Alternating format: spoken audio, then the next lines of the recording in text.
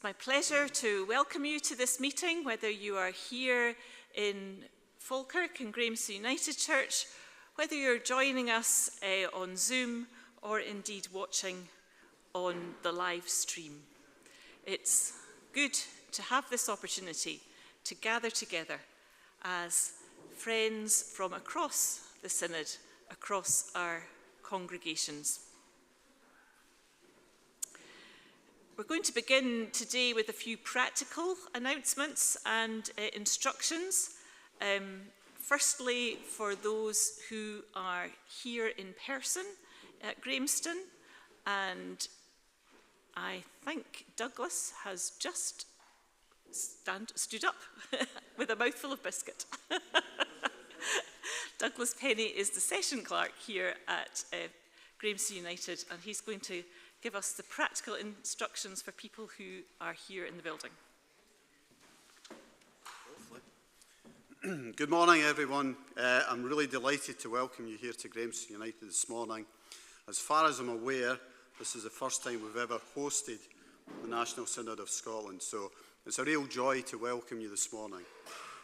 Just in terms of practical things, if you need toilets, through the door at the back there, turn to your right, go down the ramp, and then they're just after the kitchen on your left-hand side. There's also an easy access toilet just at the door as you come in as well, okay? In terms of fires or anything, we are not anticipating any fire alarms this morning, but if there is an incident where we need to leave the hall, vacate the hall, we would go either out that door there, and that leads to a fire exit and takes you out onto the street. If we can't get out that door, if we go out the back door down there, turn immediately to your left, down the 2 steps, turn left, there's another fire exit there. And I think that really is everything. Tea and coffee for lunch will be served back in the small hall again. I'm sure you're quite interested in that. But otherwise, back to you, Lindsay. Thank you, Douglas. Thank you for those words of welcome. And now, particularly for those who are joining us on Zoom, I'd like to invite Neil from Sanctus Media just to come and run through a few instructions for our Zoom participants.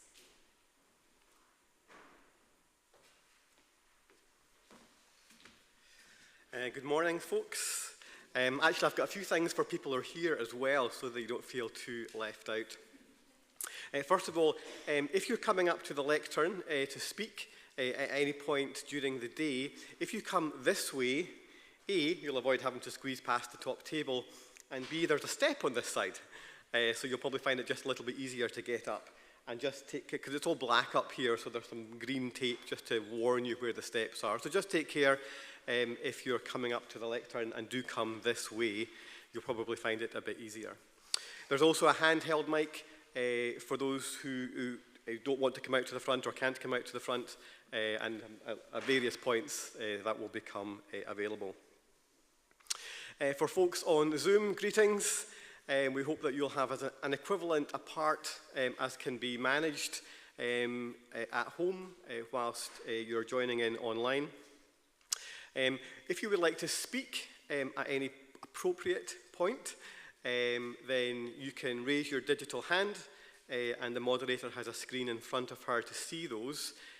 If that's just not happening for one reason or another, then if you just unmute yourself and call moderator whilst at the same time introducing your name, then the moderator may call upon you to speak.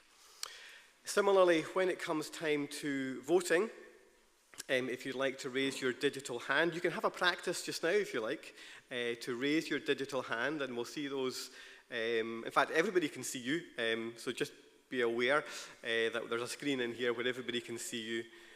So raise your digital hand, and folks can see your contributions to the debate as and when that goes on.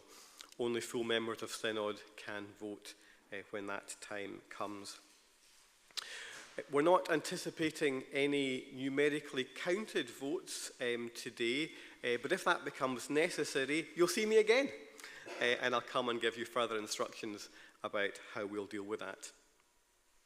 Throughout the day, there will be a few tabletop discussions, round tables, And folks, that's not an excuse if you're at home to go and watch the rugby. You too get to take part in the tabletop discussions, and we'll split you into breakout rooms, and we'll pop the various questions into the chat so that you too can have your discussion amongst your fellow compadres on Zoom.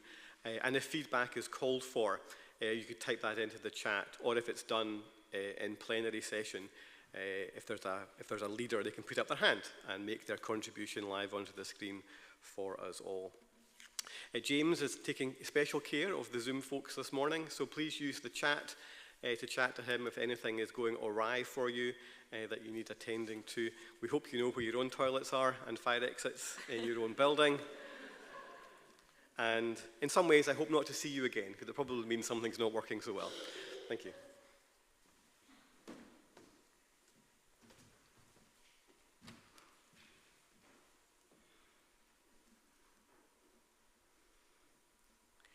Thank you, Neil.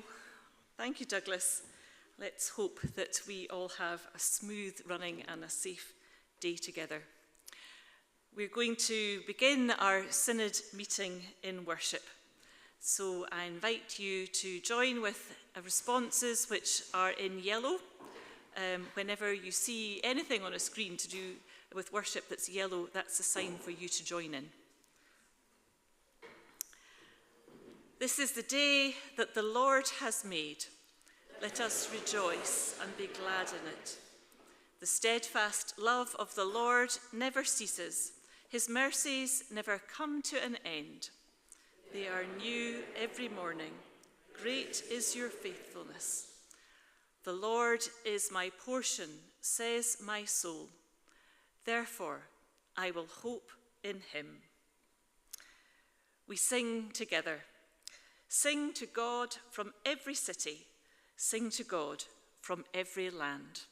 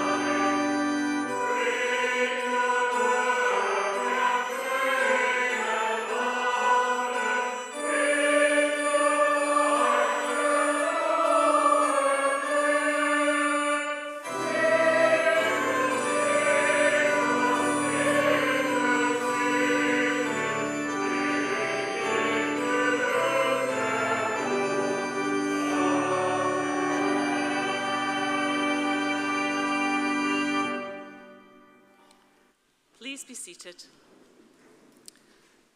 Folks who are at the back, please feel free to move forward. There are chairs and seats nearer the front if you would like to come there.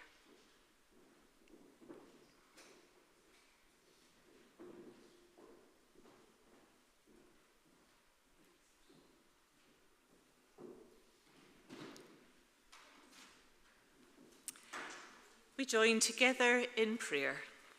Let us pray. Ever-living, ever-present God, we gather in your name. Drawn from across our nation, we come together as part of the body of Christ, united and diverse, celebrating our sense of being community as we come together as the National Synod of Scotland of the United Reformed Church. We thank you for the opportunities our meeting brings, sharing in worship, discerning your word to us as we conduct our life together, receiving reports about the use of our resources and making decisions about our collective life, making and renewing friendships. May your Spirit be with us as we meet, enlivening our discussions, prompting us to action. Jesus, our companion, you have called each of us by name, and we have responded to your invitation to take up your cross and follow me. As we travel with you towards Jerusalem, may we discover anew the challenge and opportunity of cross-bearing. When the cross is used as an image to exclude, may we speak of the radical inclusiveness of God's love. When the cross is used in an attempt to legitimize hate, rejection, or superiority towards others, may we speak of God's commandment to love the stranger in our midst. When the cross is used as a vehicle for promoting division and even violence, may we be peacemakers in our communities, finding common cause with others for the good of all. Collaborating Spirit, as we gather as Synod, model amongst us a community of grace where all are heard and respected, encouraged and equipped, included and valued. Cherish us and challenge us, inspire us and disquiet us, so that we can truly be your disciples, learning as we follow, trusting you each day. Gracious God, as we come together, we do so acknowledging that we have often failed to live as your disciples. We have failed to live as we wish and as you would have us live. We confess our failings in being community, our lack of sensitivity, our lack of understanding, our lack of openness, our lack of forgiveness. We confess the times when we are too eager to be better than others, when we are too rushed to care, when we are too tired to bother, when we are too lazy to really listen, when we are too quick to act from motives other than love. Gracious God, in your love, renew us and help us to hear Jesus' word to us. Your sins are forgiven. Follow me. And so, as children of God, forgiven, loved, and free, let us join together in the Lord's Prayer. Our Father in heaven, hallowed be your name. Your kingdom come, your will be done on earth as in heaven. Give us today our daily bread, Forgive us our sins as we forgive those who sin against us. Save us from the time of trial and deliver us from evil. For the kingdom, the power, and the glory are yours, now and forever. Amen.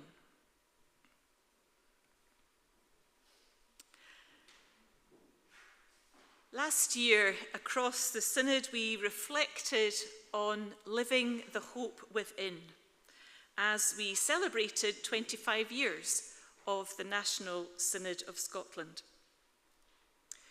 We continue to live in times when hope is in short supply for so many people in our world. Over the last fortnight, we have seen the hopes of some to be raised with the attacks on Iran by Israel and the US, and the hopes of others dashed as schools, homes, and communities have been bombed and lives destroyed. We've seen the devastation of fire and the hopes and hard work of many small business owners go up in flames. In a few short months, we shall have the opportunity to make our voices heard in the Holyrood election. What does hope look like for us in these times? Well, hope might look something like the Scottish Mace. The Scottish Parliament's ceremonial mace, which must be in the chamber when Parliament sits, and on our slide we have a graphic representation of the shape of the mace and the words which are inscribed upon it: integrity, compassion, wisdom, justice. They are words which the craftsman who made the mace felt embodied the spirit and values of Scotland. And so in our collective Synod life this year, we are supporting Scotland's 4 Words of Hope, a project which is promoting the values of the mace and what they could mean in practice in the run-up to and following the election in May. The project aims to underpin the quality of debate and decisions that we have in the public sphere, thereby doing its bit to give hope and help restore trust in public life. The values of integrity, compassion, justice, and wisdom lie at the heart of Scripture and at the core of our Christian faith. Here are just a few examples.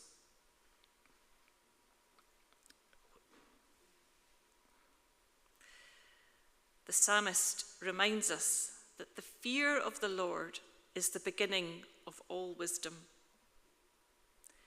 Proverbs tells us that the integrity of the upright guides them.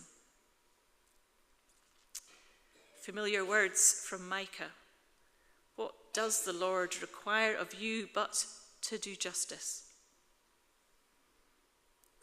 And an encouragement to the church at Colossae. As God's chosen ones, holy and beloved, clothe yourselves with compassion.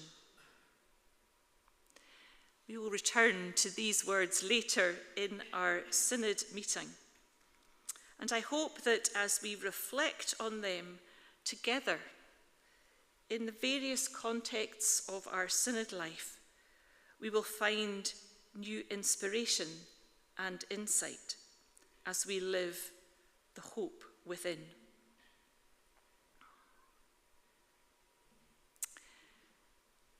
We will return to our theme shortly. But it's good within our Synod meeting to have the opportunity to welcome a number of people who have joined us, both who have begun their participation in the life of the United Reformed Church in different ways, and also to our ecumenical guests who join us and enrich our fellowship here today. And a reminder to our guests that you are full members of Synod. So that means not only are you able, and we encourage you to participate in discussion, that you are also eligible to vote in any of the resolutions that we shall consider today. So it's my delight to welcome a number of people, lots of good friends, but some also who are joining us in Synod for the very first time. I'm simply going to read out the names and we'll wave to people. And if those of you who are our ecumenical guests could just stand in your seat, that will allow those of us who are in the room to see who you are, and you won't need to formally kind of traipse up and shake my hand, but you're very, very welcome. So we're delighted to have with us today Ross Blackburn, who's the convener of the Ecumenical Relations Committee of the Church of Scotland, and a good friend of mine from ministry in Hamilton. Welcome, Ross.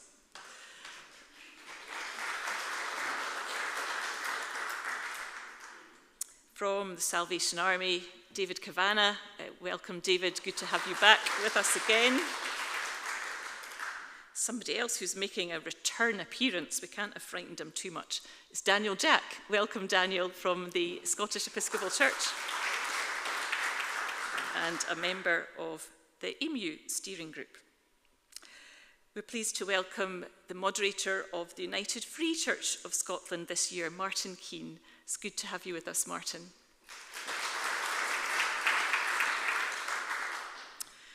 And the relatively recently appointed ecumenical officer from the Congregational Federation, Lynn Robertson, who's minister in Kirkcaldy. And we also have on Zoom the chairperson of the Congregational Federation in Scotland, Alistair Waitman. If we're able to give Alistair a wave.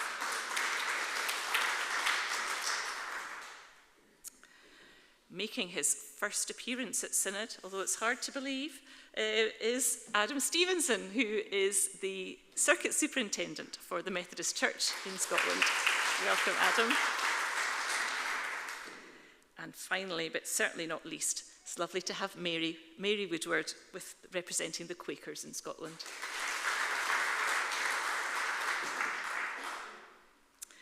Welcome to you all. We also have some new elders, both of whom come from Park United Reformed Church in Airdrie, Robert Logan and David Stocks. I'm not sure if they're here today, they're not. But we ask Aileen to take our good wishes to them as they begin this ministry within the life of the Synod. As well as welcoming people, we also take this opportunity just to formally, we've got more people to welcome. We have to welcome two ministers who have retired into the Synod. Firstly, the Reverend George Gibson, who has moved to Windigates from Wessex. George is not here today, but we welcome him warmly into the Synod. And a welcome return to Trevor Davison, who has come to us from Northern Synod. It's lovely to have you back amongst us, Trevor, after your period of service as the Eco-Congregation Chaplain. Now we get to the farewells. So we note and wish well the Reverend Maureen Wilson, who has already moved from Nairn to Wessex. She's gone down to live nearer to family. And at the beginning of April, the Reverend Helen Garton is moving from her current role working with the Methodist Church in Scotland to the Northwestern Synod. So we wish both of them well in their moves. And although we formally wished Craig Jensen a happy retirement to come when we met in October, Craig has now retired from ministry with Airdrie Park, Coatbridge and Wishaw, and his Synod role, and has moved in retirement to Saltcoats and is settling in well to retirement life. It is really lovely on occasions such as these to be able to acknowledge and celebrate significant milestones in the lives, particularly of ministers of word and sacrament within the Synod. And today we have the opportunity to do that for two of our ministers who have served the entirety of the Synod's life and stretching back into the Congregational Union of Scotland, as this year marks the 50th anniversary of their ordination.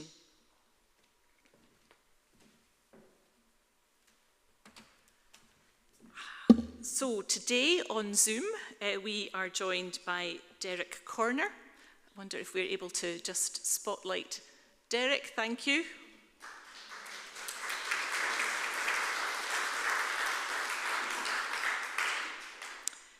Derek served in Bathgate, in George Square, in Greenock, in Stonehouse, in Cumbernauld, then worked with Balfron High School in religious education, and also then concluded his ministry by serving in Hamilton.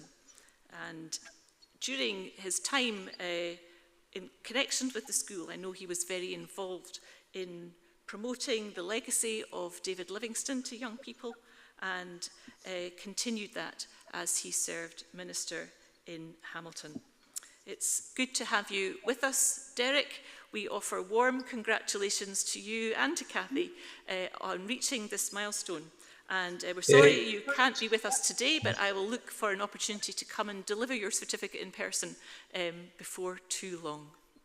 It is also our golden wedding in a fortnight. Oh well, double celebrations. That's great.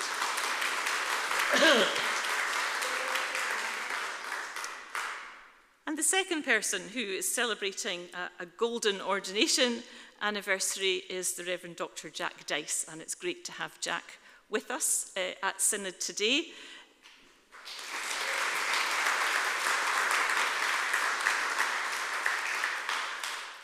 Jack has served in Port Glasgow, in Schoolwind in Paisley, in George Square.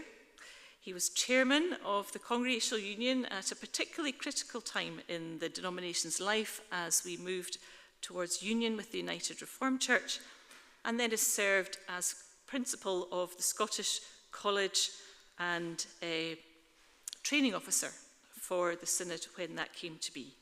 Just recently, he formally concluded his role as Emeritus Professor of Nordic Theology with the College, but is still writing away on a wide range of subjects connected to Nordic theology in its broadest sense.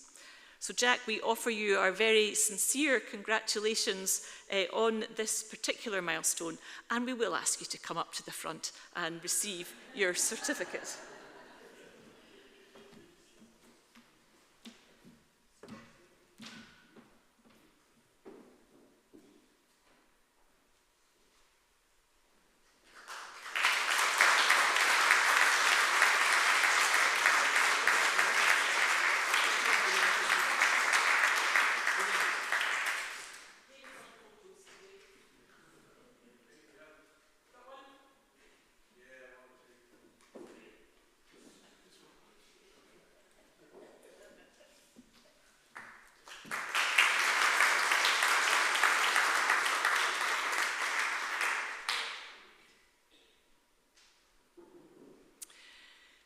We're going to move now into our business, and as we do, I invite you to share with me in the words that are on the screen. In you, our God, we see the full stature of integrity, the self-giving of compassion, the true measure of justice, and the gentle presence of wisdom. May these same qualities be present amongst and between us and be evident in our work this day, for we ask it in your name. Amen.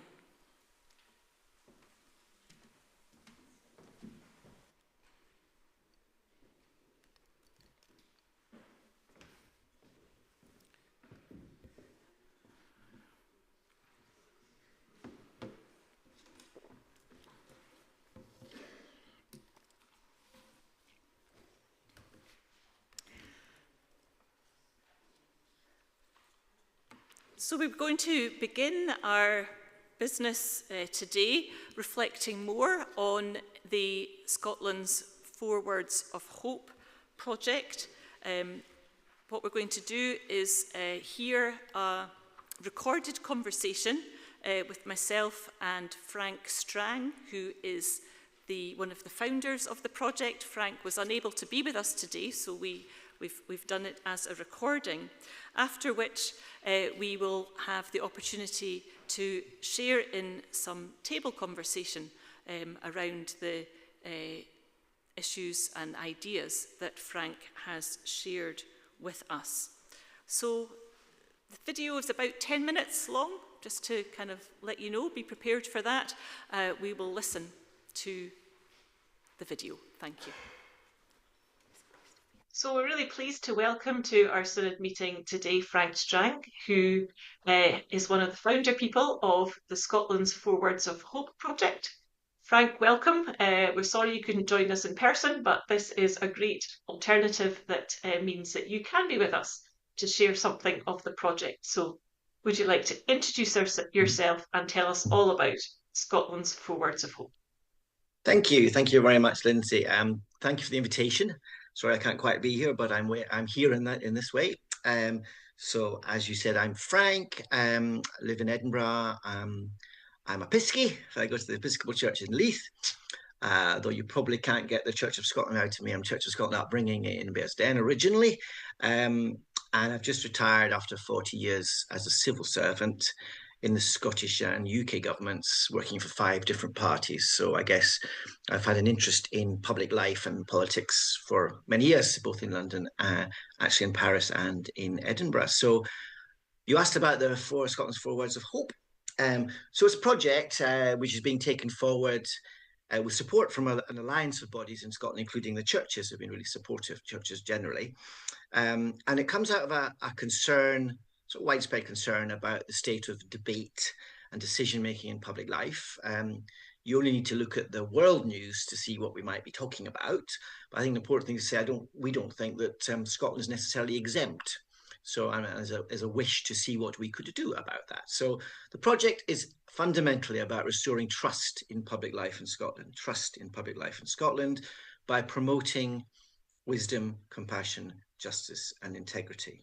Now, these words, wisdom, compassion, justice, and integrity, are the words on the mace of the Scottish Parliament.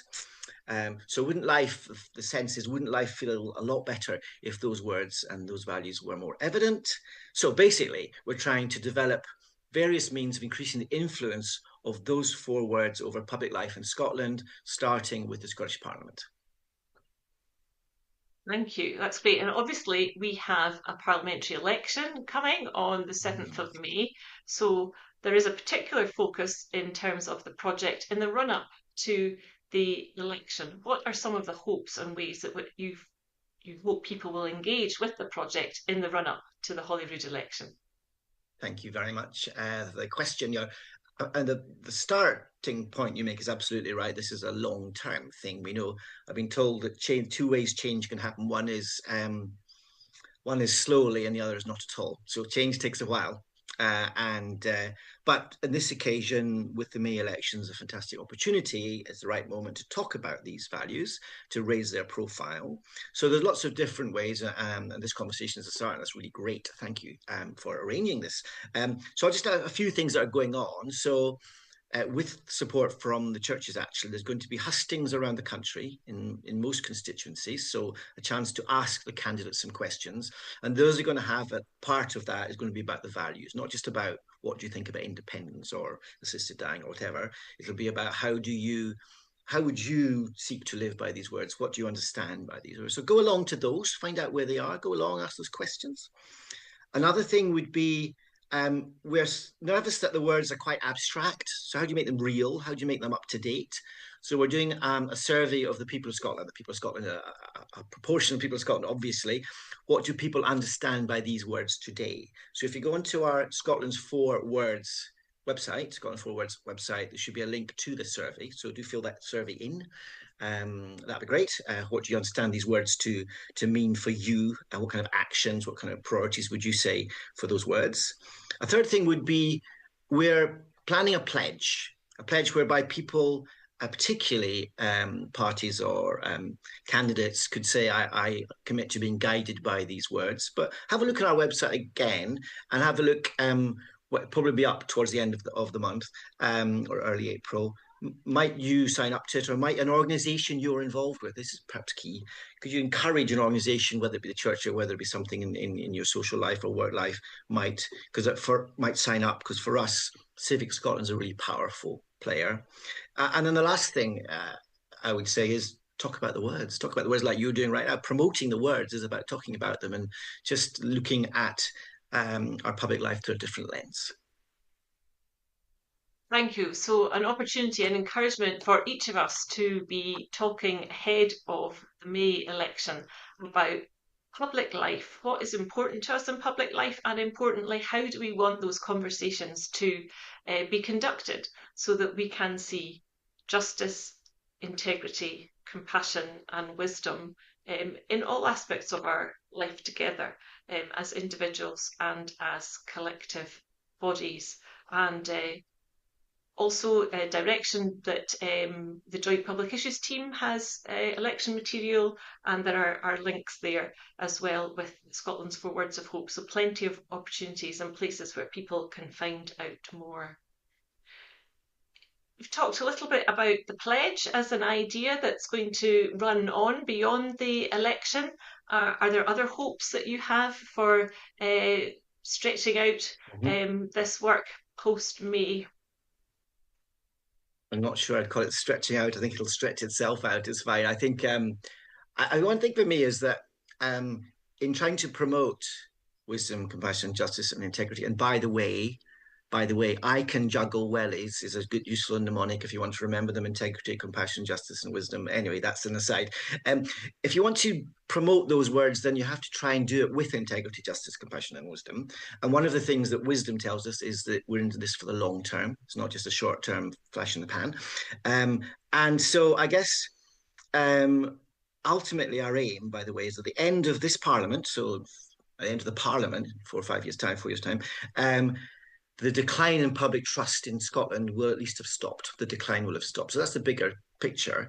But in the short term, we've got 2 things planned for after the election. The first would be the idea of citizens' panels. So the idea is to cast a light on whether, in reality, these words are being respected.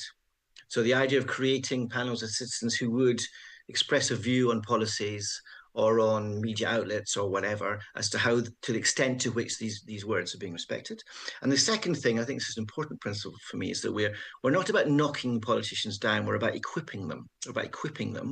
So we're going to develop toolkits and mentoring so that people, particularly newly elected members of the Scottish Parliament, will be empowered and equipped to demonstrate these values as much as they could. So who knows what else will emerge, but those are our 2 concrete plans. Thank you. So if you go on to the survey, and I have completed that, one of the things that really struck me was the invitation to say very briefly, kind of instinctive reaction about what you understood by the words justice, wisdom, integrity, and creation. And as people of faith, we know these words are deeply embedded in both our scripture, our Christian tradition, in our life of discipleship, as they are for people of many faiths, as well as those who wouldn't hold a specific religious faith. In a few moments' time, we're going to be thinking about what these words mean for us as a synod. But I wonder, Frank, if you would be happy to share with us, what are your thoughts on each of justice, wisdom, integrity, and compassion?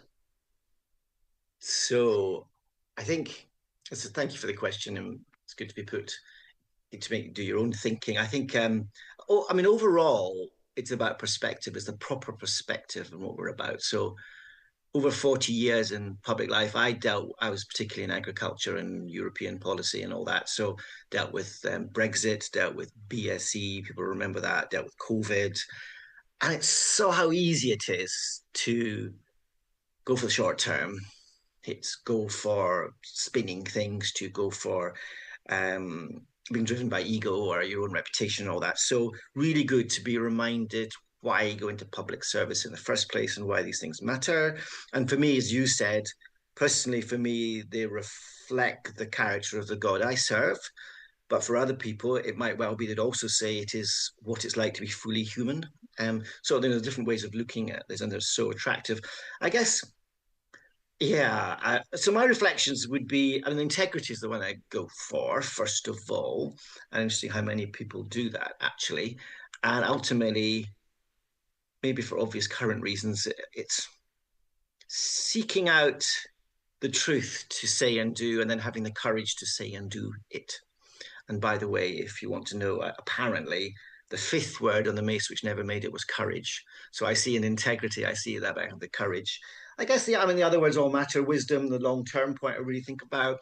Compassion is about, for me, it's about having compassion not just on those you know, those like you, but others too. And the justice word's interesting because everybody is hardwired in us to want fairness, but it's really different opinions as to what fairness is.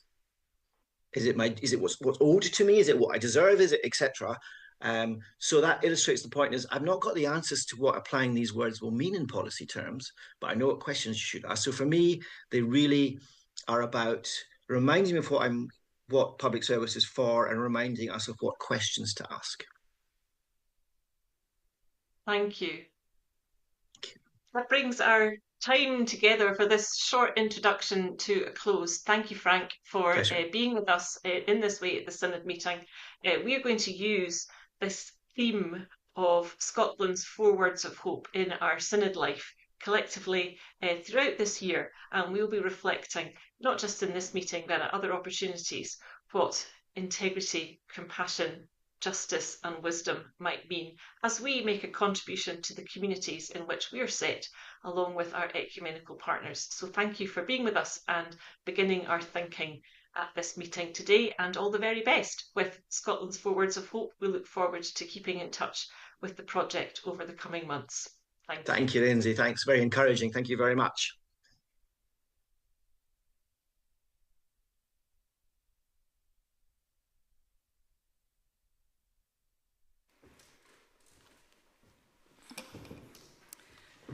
So an introduction there from Frank Strang about the project, and you will see on our slide there that's just a screenshot of the website with the public research that they're undertaking, the survey that was mentioned there, and we will send the link around for the survey. We'll put it on the Synod Facebook page, and it'll be on the website, and we'll send it directly to members of Synod if that is something that you would like to follow up. I kind of suggested in that conversation that we would be doing some thinking of our own. So we're going to spend some time in our table groups, and I hope in an online group as well, thinking about 2 questions. So first question, what does restoring trust in public life mean for me or my community, the place that you have come from? And we have folks from across the nation to share in some discussion around that. And then following on from that, again, kind of mirroring what is offered in the survey, what 3 words come into your mind for each of the values? And it is literally a 1 or 2 word phrase that you're asked to think about. Because once we've done that, we're going to do something we have never done before at Synod. You will see in the next slide, we won't get to that just yet, there is a QR code. So you're invited to take out your smartphone and to scan the QR code, which will take you to a website called Mentimeter, which is a way of gathering feedback from large groups without pieces of paper and pens. It'll take you to a website, and it'll take you to a question, and you're invited to type in your answer to the question. And as if by magic, a word cloud will appear on the screen, we hope, if it all works, giving us our answers in response to the questions. So that's what we're going to do. If you need help or you don't have a smartphone with you, then I'm sure on your table there will be somebody. You can do this in little groups. Once you've had the conversation about what the 3 words come into your mind for each of the values. And it's a way of us gathering a picture of what we think together. So first of all, what does restoring trust in public life mean for you? Begin your conversation, and then I'll encourage you to move on to the next question after you've had some discussion time. So if we can move to the next slide.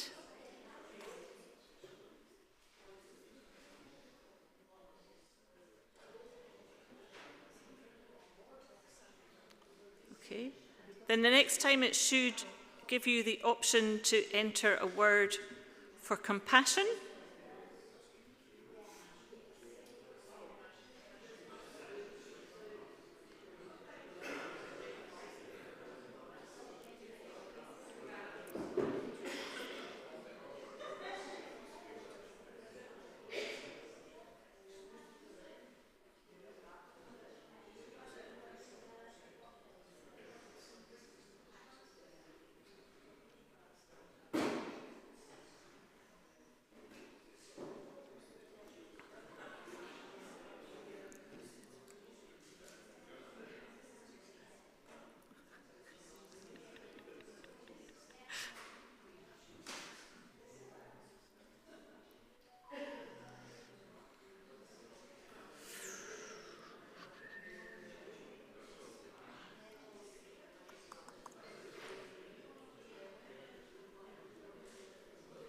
Okay, we're going to move to the next one. And you're invited to submit a word for what does justice mean for you?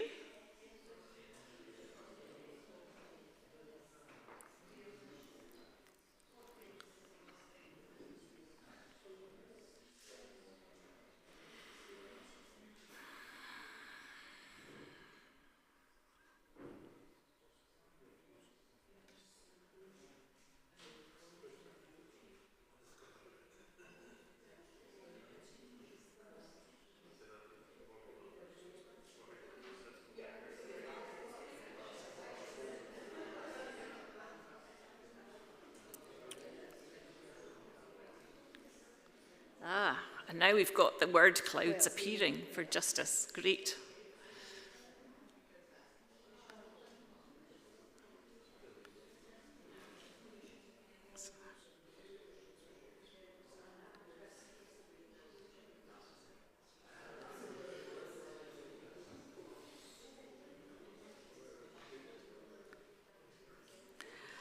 And we'll move to the final one. Wisdom.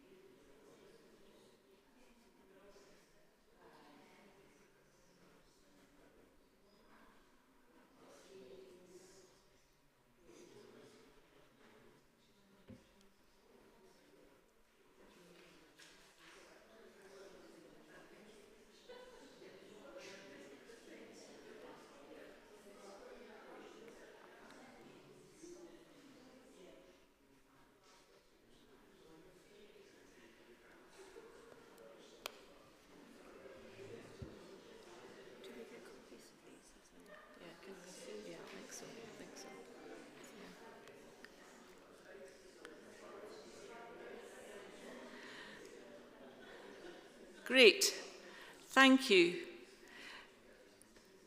Are we able to go back to the first word cloud, which was integrity, I think, wasn't it? Was our first word. So thank you, everybody, for participating in that. You'll see our words that have been submitted. With these word clouds, if the type is larger, the font is larger, it means that more people have said that.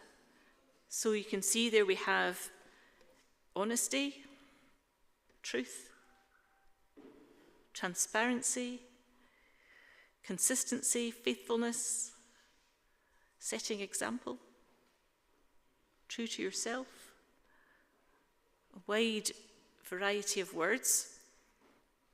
We'll share these as well, don't worry. If we could move on to our next one, which is compassion, empathy, kindness, love, listening, thoughtfulness, welcoming others as they are. And the next one was justice.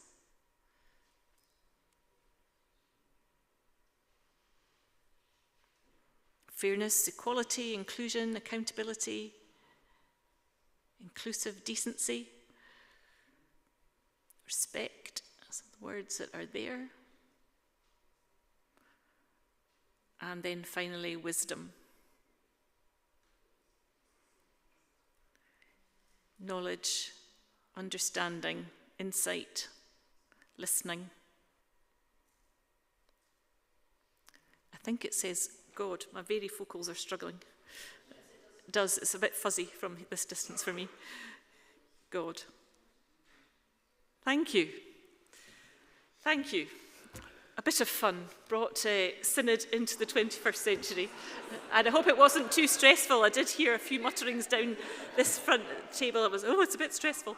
I hope that was a way of gathering our ideas. And we've got a rich tapestry of words there that we will share and that we can come back to as we think about Scotland's 4 words of hope, about public life, and how we as God's people in the places where we are set can engage with that to enrich the lives of all our communities, not just in the next few months, but continuing.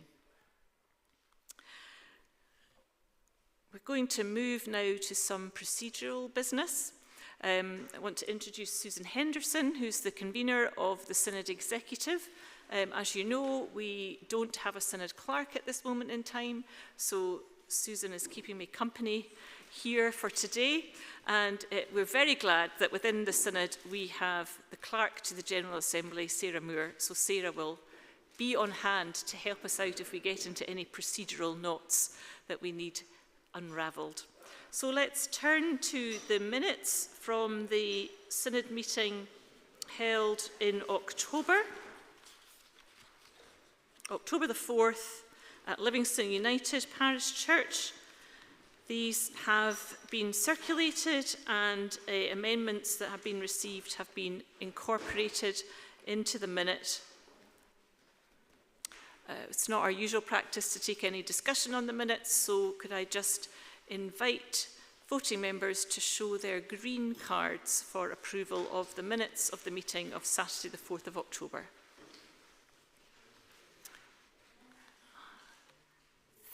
Thank you. And online? Are there any against? So the minutes are carried. Thank you very much. Then we also have the minute of the extraordinary or additional Synod meeting, which was held on Zoom on Wednesday the 12th of November. Again, these have been circulated in advance and any amendments received have been incorporated. So could I ask for approval of the minutes as well? Again, those voting members, if you could show with your green card.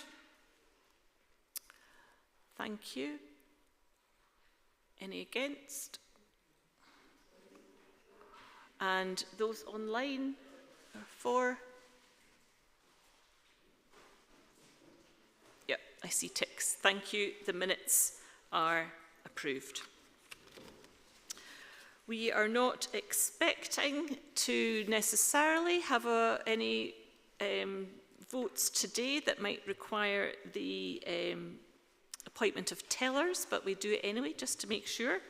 So Synod approves the appointment of Jackie Kyle, Elizabeth Jones and Gemma Walker to act as tellers should we need that later on the business. Could I ask people to show with your green cards if you're in favour of that resolution? Thank you. Those online? Yep, I see green ticks. Any against?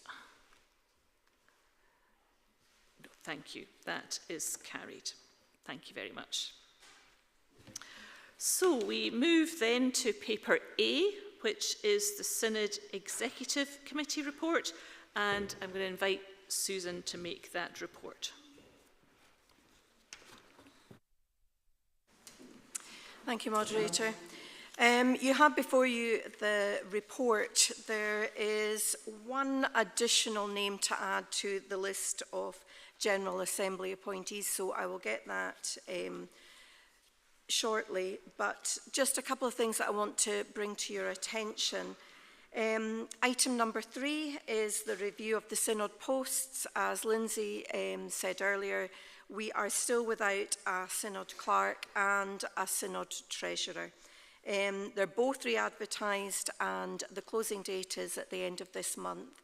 I would just encourage you all to have a look at the link that's on there, have a look at it, and if there's anybody that you think in your churches that may be suitable to come forward for these positions, if you could do that, that would be great. I would like to bring you a further name to the General Assembly 2026. And that name on all of this is Mr. Stephen Smiley, and he comes from Augustine United. Joshua Daka is obviously, we're still awaiting his arrival, and so his name's on our list as a new member, as a new minister in our synod. But that will be dependent, and we're still looking for one more, which I'm following up with. So those are the 3.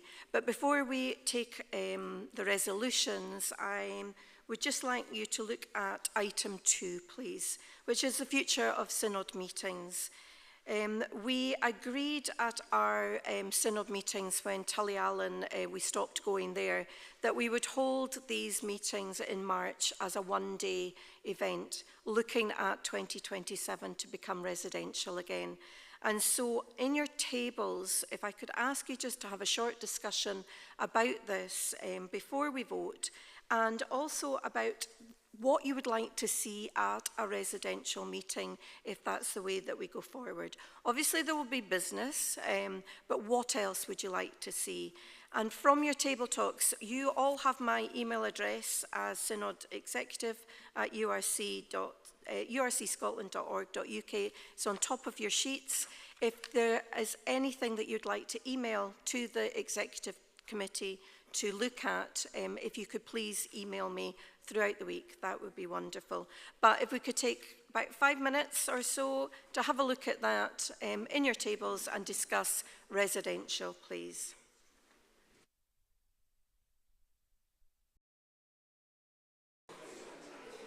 If I could bring you back together, please. We actually do have time to take some feedback now. Still email as well, if that's fine.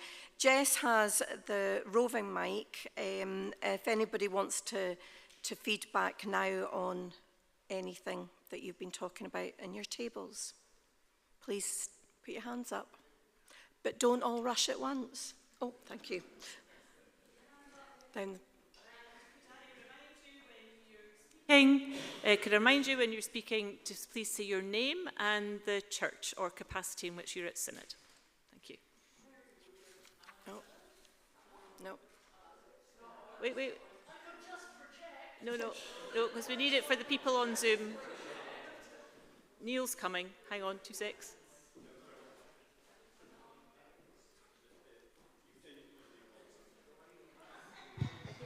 Right. Oh, yes, you can hear me now. Mary Woodward, Quaker.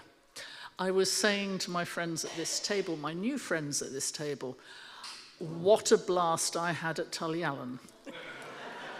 It is brilliant. And from my experience, both on the committees I work on as a Quaker and my international Quaker travelling experience, and, the joy of residential is you get to know people. You may not have to talk to them over breakfast. We have this wonderful tradition of a silent table. So if you don't want to do, hello and how are you and where have you come from?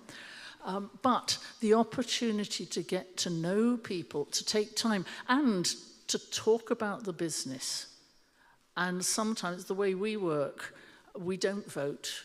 We wait for the sense of the meeting to coalesce, let's say. And if you're talking about stuff in the toilets, in the coffee queue, blah, blah, blah, blah, blah, you get a much clearer idea of what actually the truth you're looking for is than if you're just sitting silently at your tables with your voting cards.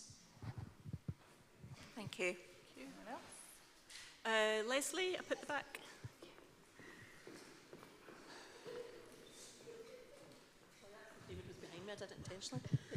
Hi, Leslie Thompson, Minister at Glasgow Southside. We spoke about more the difference between the Synod and the Synod days. Sorry, Susan, because I love Tullyallen, as we all know, for the social side, but I really enjoyed Perth, and I think we had more inclusive at Perth because more people went. And as my sister said here, you can't sell Synod meetings, but you can sell the day away. And I think it was more inclusive in Perth. And I think more people got to come from churches that would not normally come to Synod. And also, it's 12 grand we could save. Thank you. Any further comments, feedback from folk in the room? Is there anybody online that would like to make a comment? I have to slightly just peer around the lectern to see the screen, so Liz. I'm just checking that if anybody wants to say anything.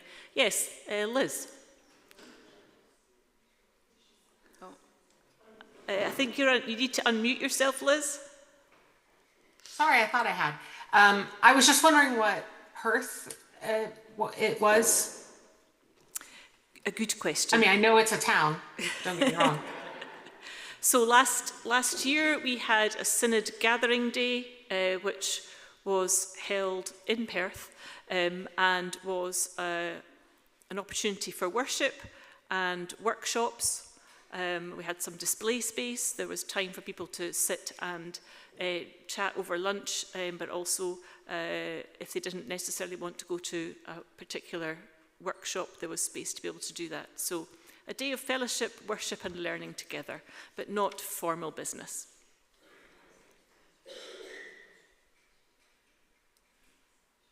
Anybody else? Oh, we've got a hand up on Zoom.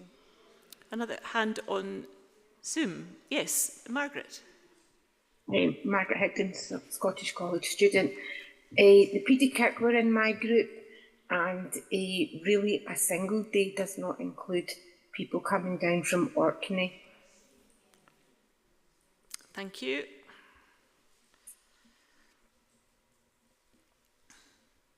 And another hand at the back. Can't quite see. Morag Donaldson.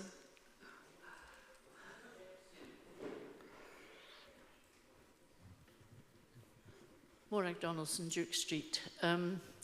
Just maybe a comment on the content of possibly a weekend synod. I do not think we address the business issues when we're after our evening meal, before our social. I really think we're all a bit tired, so if that could be thought of as a way of how you do your business, I think that would be helpful. Thank you. And Babs. I can't remember which... which... Oh, Babs, who are you? Who are you? Oh, sorry, Babs Patterson, East Kilbride. I can remember a synod a number of years ago where we had visitors from the Caribbean, and it was when we were still having our residential ones, and a comment of one of those visitors was, "This synod rocks." And they had enjoyed the social side and just opportunities to speak to people throughout the couple of days. And I think that is important for an awful lot of people. We accept that the people who are travelling distances can come to the weekend ones because they've got the travel time, but they can't come for a day synod. And I think that's something we need to bear in mind. Thank you. Thank you for those comments. I'm not seeing anybody else with a hand up. These will be taken back to the Synod Executive, and if the resolution is passed and we have a residential synod in March 27, then we will certainly take all that feedback on board. Thank you. We will take feedback on the whole of the report, but before we do that, I just would like to welcome the Reverend Sue Kirkbride and Mr. Bill Robson. You'll see from Resolution 1 that they have been put forward as 2 members of the Executive Committee, and so that's just the 2 names, and we'll take that as a resolution. But before that, we'll just do general feedback on the whole of the report, if anybody would like to do that. Comments or questions on the Synod Executive Report as a whole?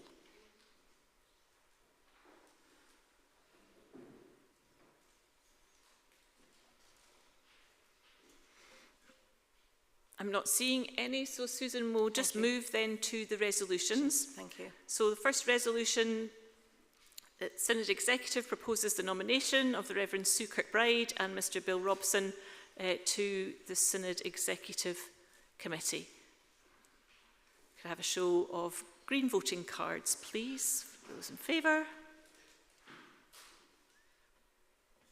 And online. Yes, thank you. Thank you. Any against? So the resolution is passed. Thank you.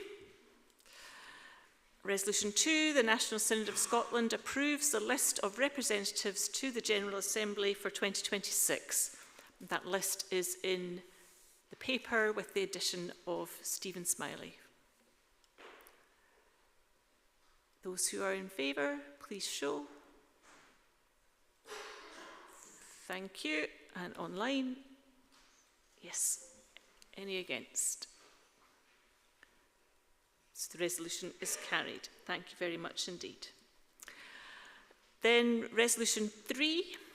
The National Synod of Scotland resolves to meet residentially in March 2027 at the Stirling Court Hotel and asks the Resources Committee to determine the costs to local churches and a mechanism of financial support to enable all churches to send at least 1 representative. Okay. Is there any further discussion on the particular resolution as opposed to the idea of the residential meeting in principle?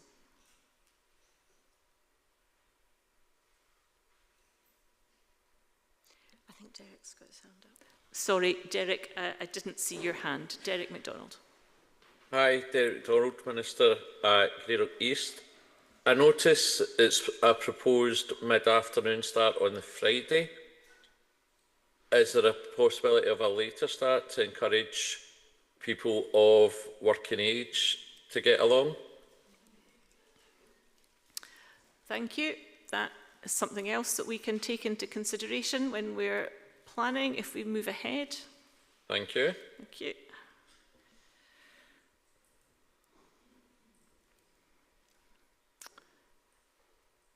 Any other discussion on the resolution?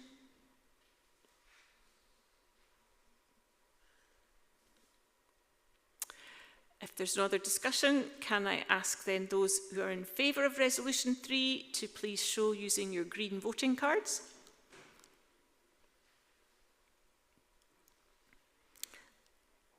Thank you. And online? Are there any against?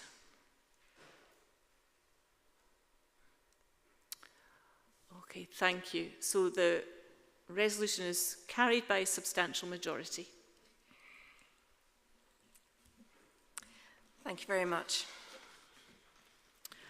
Thank you to Susan for the report and for the ongoing work of the members of the Synod Executive. We move on now to the Pastoral Committee, which is paper B, and invite Ewan Harley, who's the convener of the committee, and Helen Mee, who is the secretary, to present the report.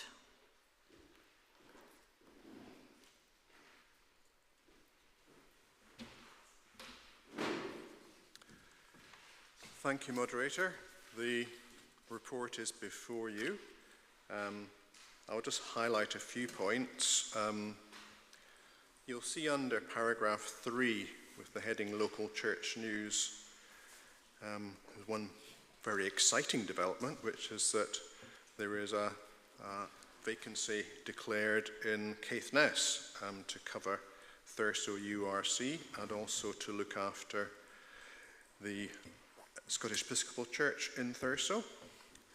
This is a completely new way forward for our synod, and a lot of work has gone into this discussion, and it's great that we've reached this stage. So this is a 100% post for a URC minister looking after half-time one URC church and half-time a Scottish Episcopal Church, with the cost shared between the two denominations. You will see that there's a lot of conversation going on about configuration of pastorates and future of congregations. So I thank all those different groups involved in these conversations, particularly in Edinburgh, where this conversation facilitated by Place for Hope involving the 5 congregations has turned out to be quite intense for those individual congregations. And I'd like to highlight that under safeguarding paragraph 11, the service level agreement between the Church of Scotland and the URC has been signed off, which is a major achievement for our moderator. So we recognise the huge amount of work that has gone into that.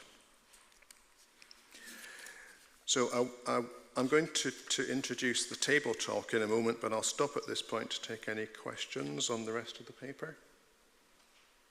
Thank you, Ewan. Are there any questions or comments on the paper as a whole?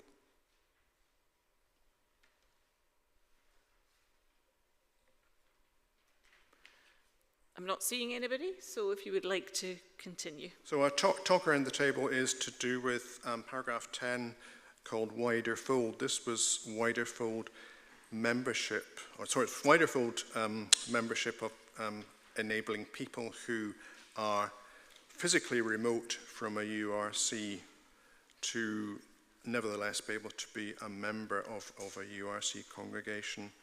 And this came out of a General Assembly resolution in 2018, but it was raised in a paper about the implications of church closure in 2025 by the moderator. So we'd like you to discuss it around your tables, and there is an information sheet. And the first question, as you'll see, is who do you think might appreciate the option of being a Wider Fold member of a congregation? And we don't mean names, we mean groups of people.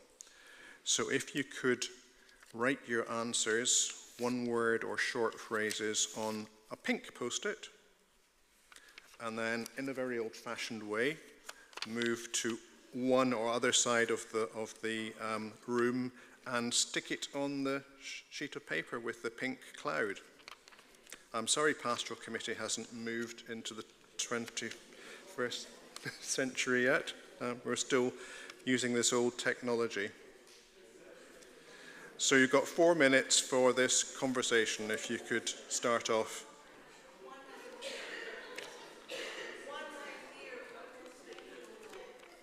One idea per? Yeah, one idea per post-it note. Don't crowd the post-it notes, even though they've got lines on them. Yes, and people online will have breakout groups, and the questions will be in the chat. And we would like you to feed back your words through the chat.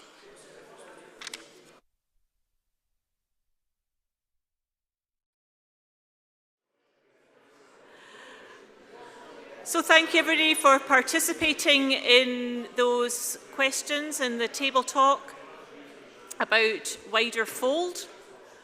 The Pastoral Committee will continue to work on this, and I'm sure we'll come back to the October Synod meeting with further thoughts on the question of wider fold.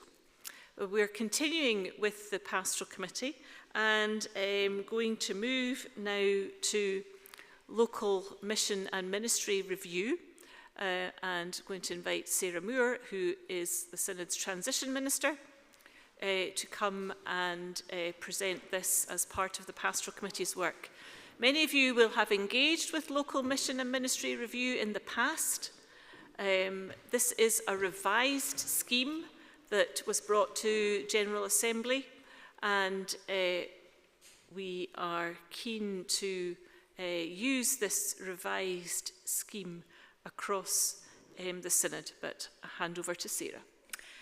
Good afternoon, members of Synod. I've been introduced. So the slides aren't moving on. I'm pressing the button.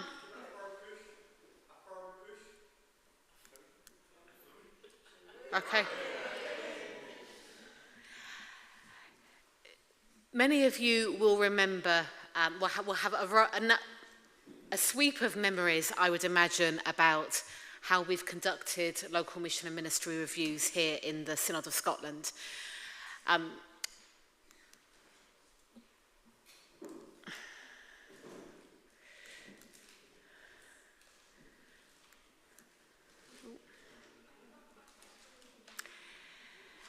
But to just go back a bit over how the journey that has brought us to this point.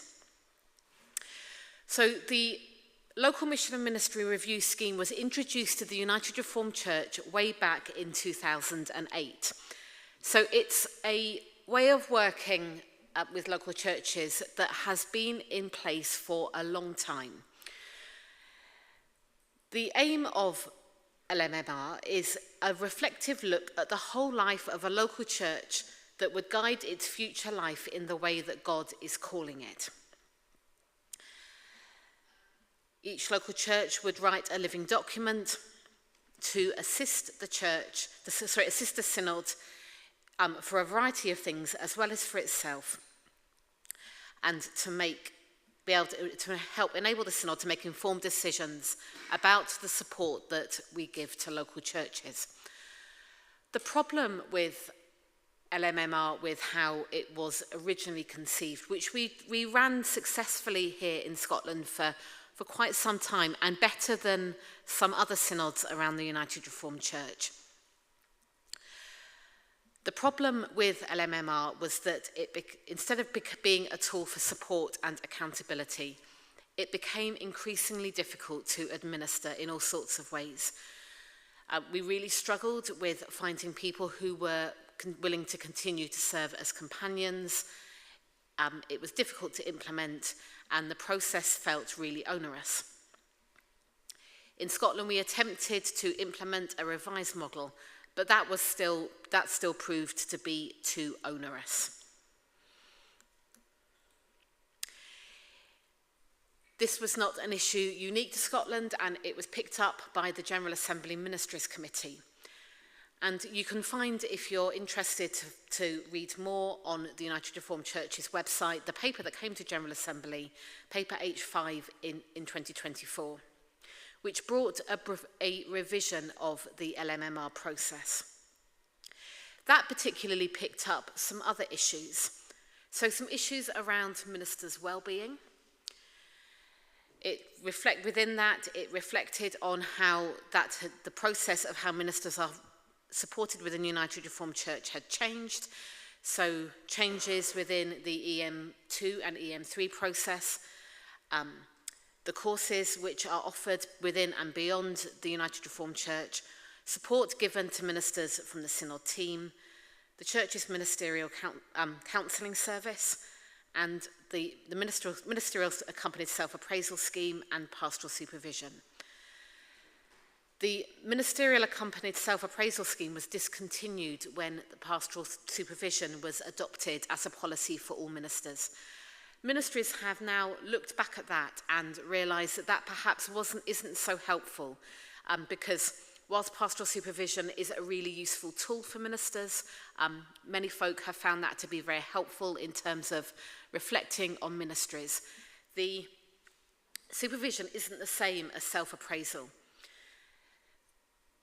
particularly then as in some synods, LMMR was continuing, local churches were still being encouraged to do the work reflecting on themselves, but there was not the parallel process for ministers in place any longer.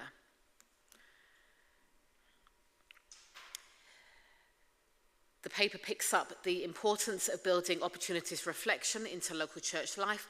Many of us do this all the time at elders' meetings and in church meetings, but what ministries are trying to do is to look at how we do this naturally and to make that more of a formalised framework.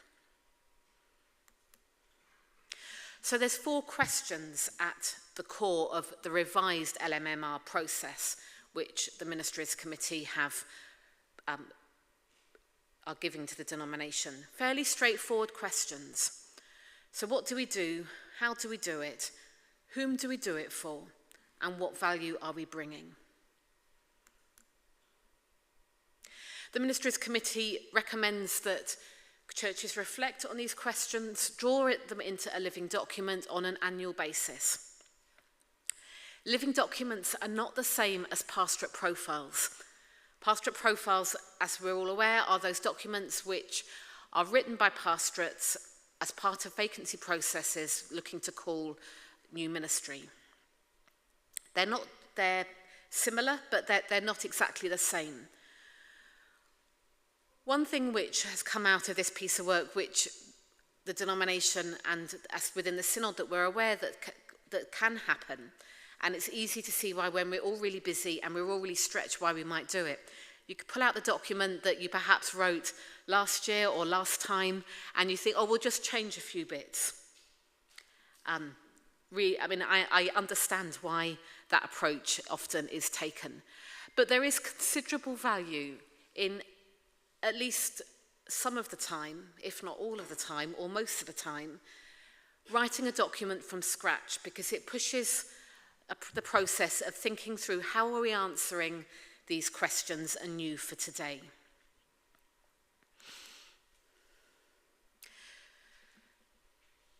So from a synod point of view, we encourage local churches to look at these questions regularly. It can be done in elders' meetings and in church meetings.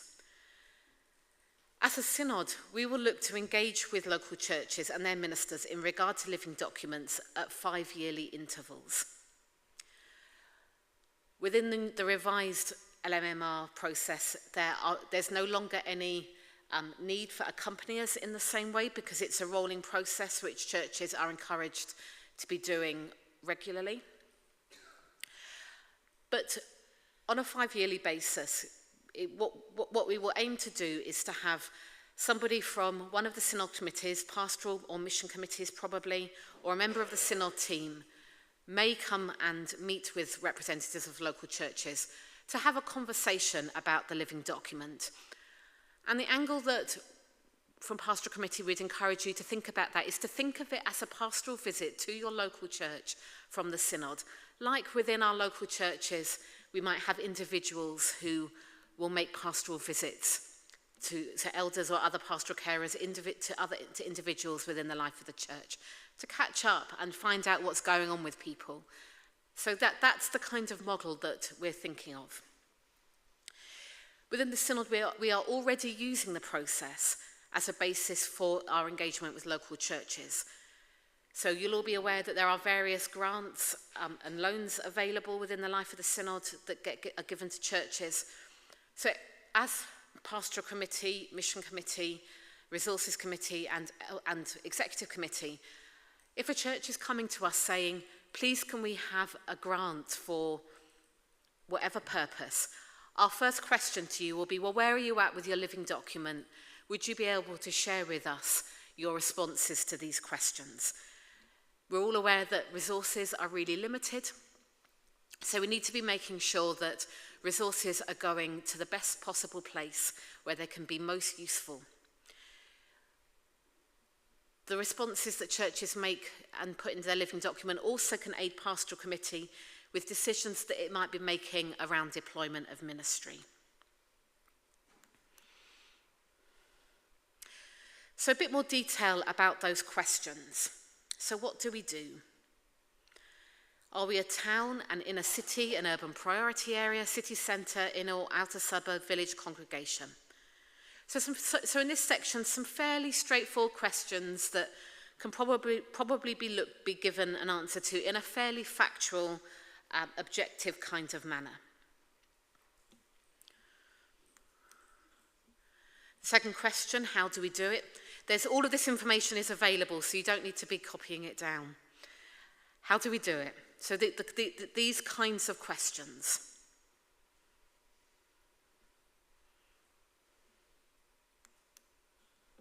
For whom do we do this?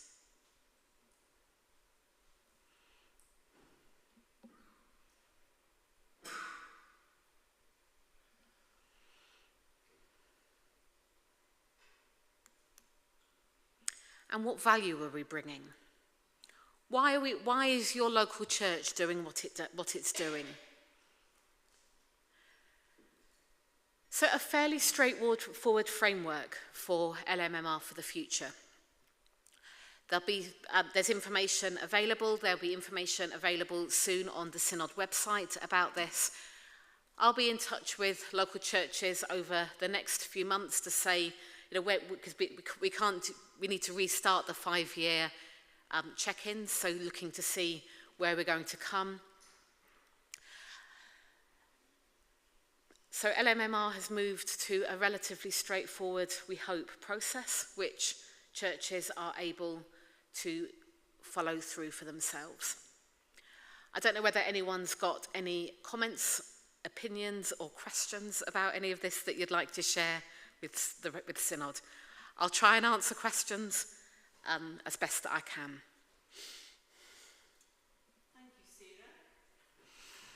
Thank you, Sarah.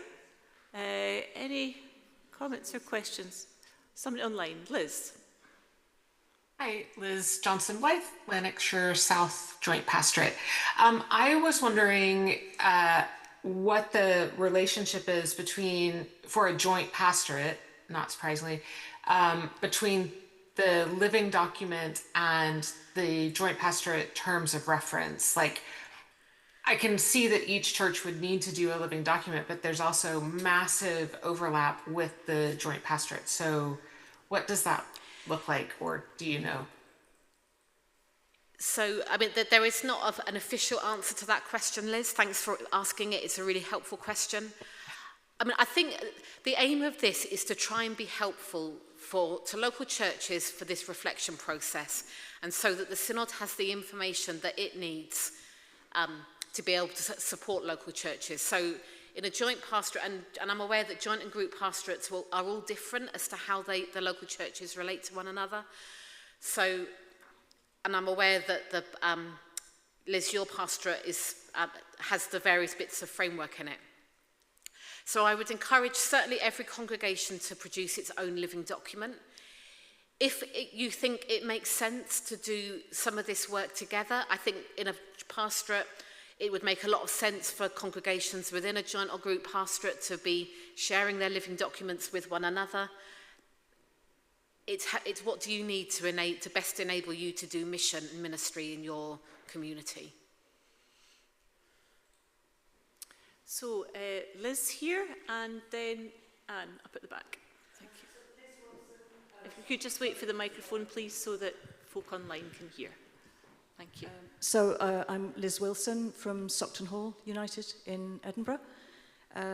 This is only my second Synod meeting, so it's lovely to see you all. As I understand it, we've just done this because we've had to answer these 4 questions as being part of the hoop we've got to jump through before we even can go into vacancy. And what I would say is it was incredibly hard to do without a minister, without anybody from Synod to actually help us go through the questions. And really that's my only point, is it was hard to do without having that person, the minister. Not because the minister writes it, but just helping us as elders and as a community to draw out the answers. Yeah, that's really my point. And I think it was Anne. Hi, I'm Anne Kennedy from Chapel, URC. I'm a bit confused by this. We have done, obviously, because we're the North cluster, we've done the profile. Is that the living document for these 4 churches, or is it not? And the questions that you've put up, are they available on the Synod website? As I said, thank you, Elizabeth, for your comment. That's really helpful. So the questions will be available on the Synod website. Right. So living documents are not the same as your pastorate profile. Okay. Because pastorate profiles are written for a particular purpose, to attract a minister. So you might have a minister for many years, potentially, hopefully, and if you stick with pastorate profiles, the problem is that's the only time congregations are doing this work and reflecting on themselves. So the living documents can inform pastorate profiles to congregations who are going into vacancy, but they're different things. So what I would encourage the North of the Clyde cluster to do is, at some point in the future, is to go again and to produce a living document. You don't need to do it immediately, because I know that it's not so long since you've produced your pastorate profile, but if those 4 churches are able to work on their living document, that would be very helpful. So we would do that individually as opposed to the 4 of us You do together? that individually as congregations, yes. Right, okay, thank you. Sarah McGrory, Dumbarton URC. I think the living document is a wonderful piece of work, and as a pioneer minister, I think we need to do more ministry. The trouble is, Dumbarton Church, for example, we've got 7 people, and they're tired, they've been there, they've done it. How do we empower those people to be more missional? I'm telling them, look, guys, if you can't go out and do stuff, we can at least pray for people. Where can we find that God is at work in the community? But we haven't got the manpower to physically be able to go out missionally. And that's a big problem, I think, for quite a lot of churches. That's a huge issue. That's not the same as the living document.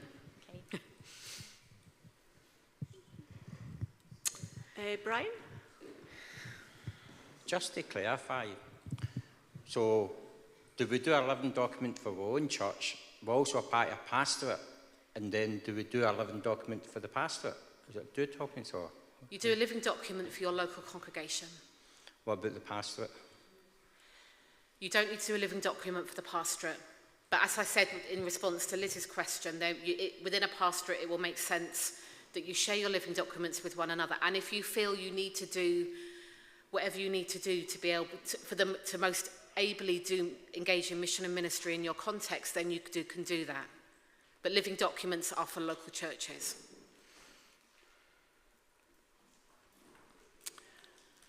Morag's behind you, Liz. Sorry, Jess.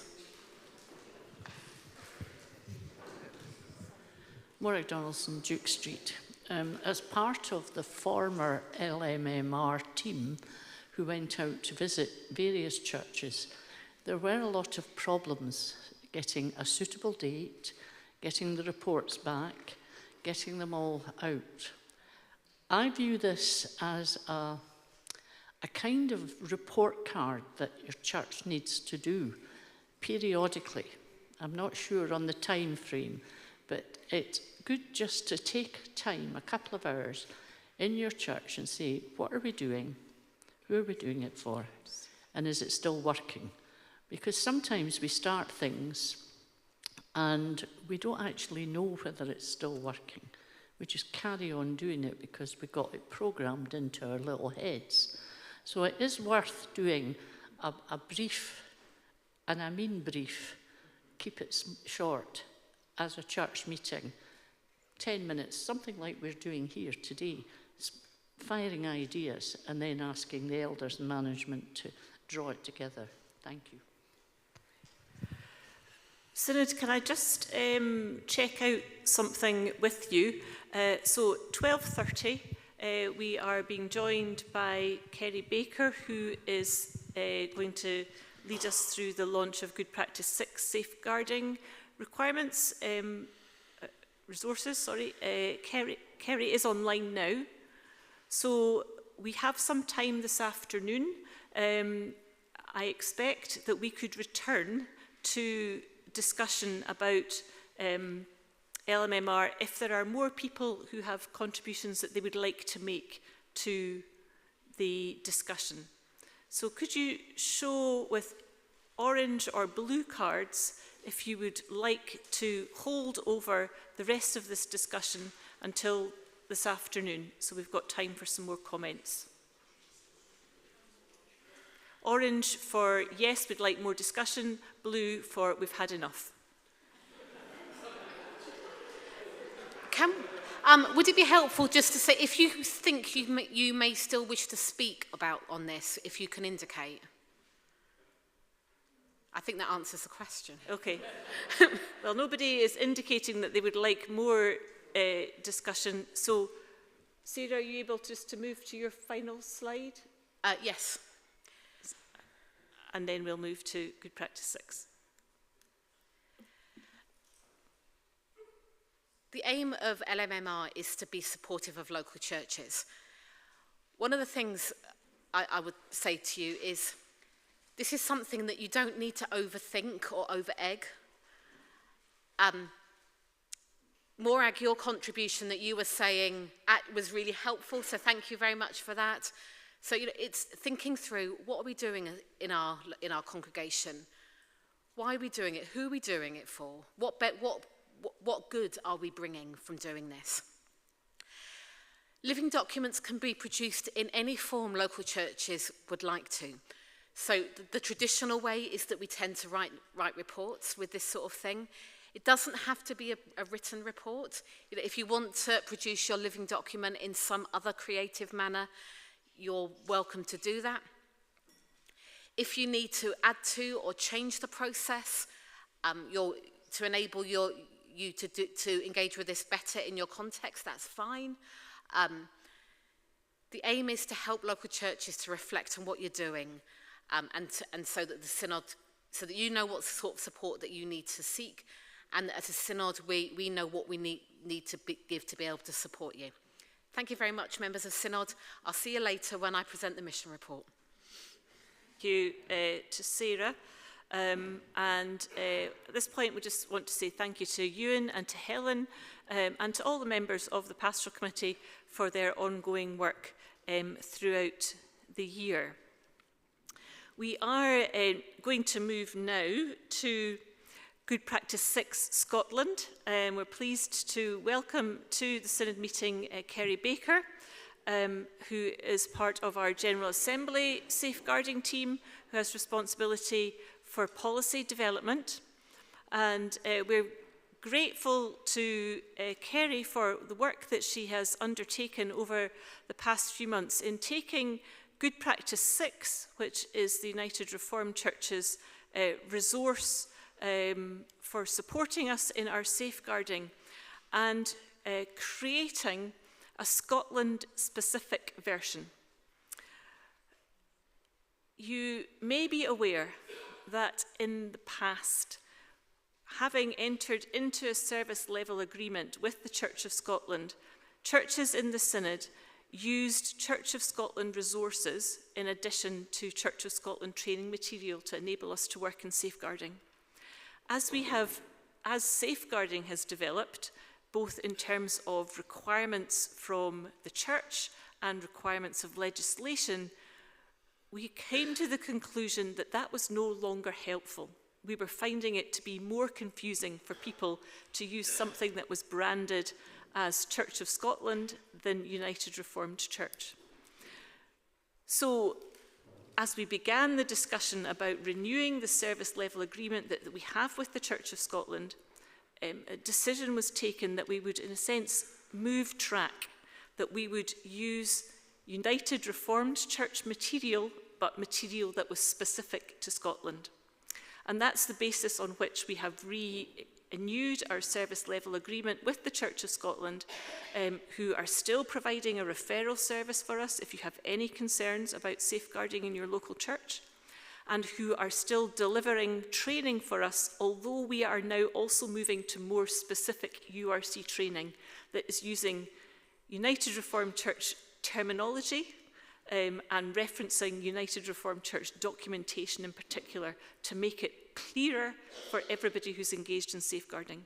A major strand of this work has been the work that Kerry has undertaken to produce Good Practice 6 Scotland. So we're delighted to welcome her to the Synod meeting. She's going to present for us. I'm aware that not everybody who is at Synod is a safeguarding coordinator. So the intention is that this presentation will be made again at a future online meeting of safeguarding coordinators. And we're also specifically recording this part of Synod so that the presentation can be uploaded onto the website as well as a further resource and tool for people across the Synod. We are running slightly behind time. So Kerry, you have your full 30 minutes.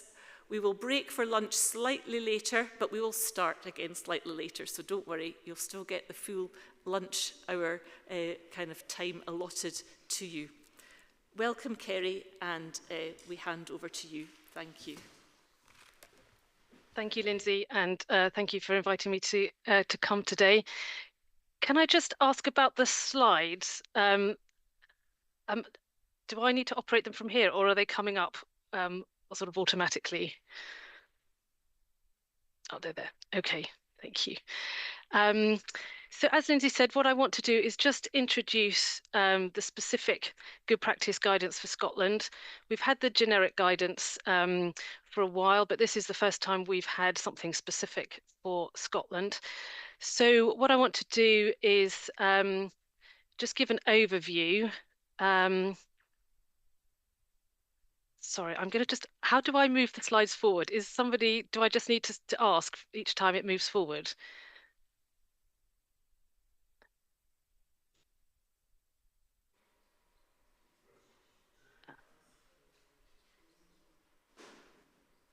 It's on, sorry, I'll just keep, there we go. Thank you very much. So what I want to do is just give an overview. I know that not everyone here, works in safeguarding, but I'm just going to give an overview to give you an idea of what's in the material, and then I'll try and leave a little bit of time for questions. But I wanted to start with a quote that's at the beginning of the guidance. So John Bradbury has written an introduction to the guidance, and I hope that you can see it there. Just pointing out that, or emphasising that. None of us operate alone in the United Reformed Church. No individual congregation is an island. We are all interconnected and interdependent upon one another as valued parts of the body of Christ. Taking the promotion of resurrection peace through safeguarding seriously can feel demanding, but we remember that it's something we do together as Christ's body, and there is always someone to turn to for help, guidance, and support. So I wanted to start with that because that's at the beginning of the guidance, emphasising that safeguarding is something that we do as part of who we are as a church. But also, I know it's a topic that for some people is overwhelming. I know some churches, I came in at the end of the previous discussion and heard the point about churches being small and tired, and some are struggling. But very much, we want to emphasise that the guidance is there to help, and my role is there to help. So we want to sort of help you as churches to do this as well as possible. So the next thing I want to do is just very briefly explain where the guidance has come from and how it's been developed, so that you just have a little background, that it hasn't just appeared out of nowhere. So the URC has had good practice guidance for a number of years now. And when I came into post a couple of years ago, I was asked to update it. And what we did was to try and consult as widely as possible. So we sent out surveys to local churches, we talked to synods, we looked at what other churches are doing to try and learn from their good practice. And to take all those ideas and all of that came together to feed into Good Practice 6. So we've tried to base it as much as possible on consultation and discussion across the denomination. So that was where the main Good Practice 6 document has come from. And then in terms of Scotland, I've been working with Lindsay and Vicky and looking at how we adapt it to take account of the specific context that you have in Scotland. If we could skip on 2 slides, I think. Yeah, thanks. And then the next one as well. Thank you. So just to explain what it is, so the guidance, the Good Practice 6, it is guidance. Each church and synod needs to have its own policy because of the way the URC is set up. So the Good Practice document is not actually a policy itself. It's there to help you to have good policies in place. So it is a guidance document. And we've deliberately designed it for everyone. And by that, I mean for churches and synods and the denomination as a whole. So it is quite a long document, but that is because it's trying to cover the responsibilities of everyone across the denomination. And I'll explain how that works in a minute. And the other point just to bring up at this stage is we had a lot of discussion about printed copies, online copies, and what you will get when it's ready to come out, which will be shortly. Some of the material will come as a printed hard copy. And then there will be some additional things online, which I will explain in a moment. But you will get a physical hard copy of the main part of the Good Practice 6 guidance. Okay, so moving on, and this is the main part of what I'll focus on, just to give you an idea of what the guidance will look like. And I should apologise that you haven't actually got the copies just yet. I know it's hard listening to something when you haven't got the copies to look at. The guidance is written and our comms team are just putting it into a smarter format, and then there's a process of printing and so on. So that is just still going on. So I apologise you haven't got copies to look at just yet, but they will be coming out as soon as we can get that process finished. Okay. So in terms of what's in the guidance, in the Good Practice 6 document, the main thing I hope to put across today, and if you forget everything else, I say, please just remember the next slide. There's a diagram on the next slide, which sets out the structure of Good Practice 6. So we're aware that safeguarding, there's a lot of information for safeguarding. It can be quite difficult to navigate and sort of find information. So we've structured it in 6 sections to hopefully make it reasonably easy to navigate. At the centre, if you can see on that diagram, the blue circle in the middle, we've got URC commitments, values and responsibilities. So that is the basis for the guidance and for what we do. And that is a mixture of the legal responsibilities that we have, but also our values and beliefs as a church and why we do what we do and how we want to do it. So that is at the heart. And then we have 5 sections around the outside: safer culture, safer activities, responding to concerns, managing allegations and risks, and then supporting victims. So the guidance is structured into those chapters, and no one is expected to sit there and read it all cover to cover. It's not designed for that, but we hope that having this model and this color coding means that when you get the documents, it will become easier to know where to look for particular bits of guidance on particular topics. So I'll just go through briefly each of those 6 sections and what's in them to give you just the flavour of what's in the guidance. I won't do details, it's just the overview. So the first chapter, as I said, is our commitments and values. And that reflects both there's a statement in there about the theology behind safeguarding, which has been written by our ministries team. And then it also covers some of the legal and regulatory requirements that we have to comply with. So that's chapter 1, really just setting out why we need to do what we have to do. Chapter 2 is safer culture. So that is things like the policies that we need, how we recruit people for different roles, criminal records checks, training, and data, using data safely. So that comes under safer culture. Then we have a chapter called safer activities, which is really the sort of practical things. So issues around buildings, hiring out buildings, how we work, and that includes things like video, live streaming, and some specific issues about working with children, and then also working with vulnerable adults, perhaps home visits and so on to vulnerable adults. So chapter 3 is really looking at some of the practical things that happen as part of church activities and where we need to put measures in place to keep those activities as safe as we can. Chapter 4 of the guidance looks at then what do we do if a concern comes up. So if something is raised, how do we recognise abuse and what do we do? How do we respond well? How do we record and report a concern when a problem or a concern is raised in our churches? So that is chapter 4, really just recognising, knowing what to look for, knowing how to respond if a concern comes up.